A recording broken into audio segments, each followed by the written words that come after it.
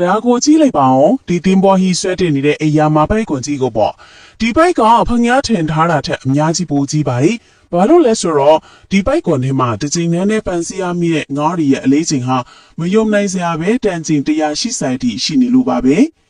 ဒါကတော့ပင်လယ်ပြင်မှာလောက်ကင်နေကြတဲ့စီးပွားဖြစ်ငါဖတ်လုံကန်ကြီးရဲ့ပုံကြီးပါပဲအခုမြင်နေရတာကဖတ်မိထားတဲ့တန်ချိန်ရာနဲ့ချီတဲ့ငါးရီရဲ့မြင်ကွင်းဖြစ်ပါတယ်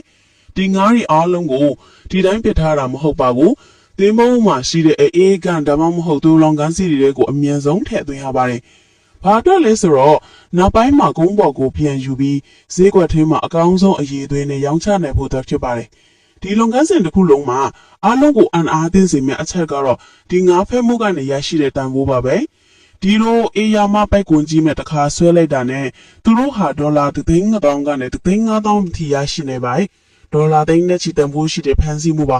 ဒါကဘယ်လေပင်ကနေရရှိနိုင်တဲ့သယံဇာတတွေရဲ့တန်ဖိုးဘလောက်ကြီးမားလဲဆိုတော့ကိုဖျားတာနေတယ်လို့ဒီလိုခေတ်မင်ငါဖန်တင်ပေါ်ချီတွေရဲ့စွမ်းဆောင်ရည်ကိုလေမိမောင်းထိုးပြနေတာဖြစ်ပါတယ်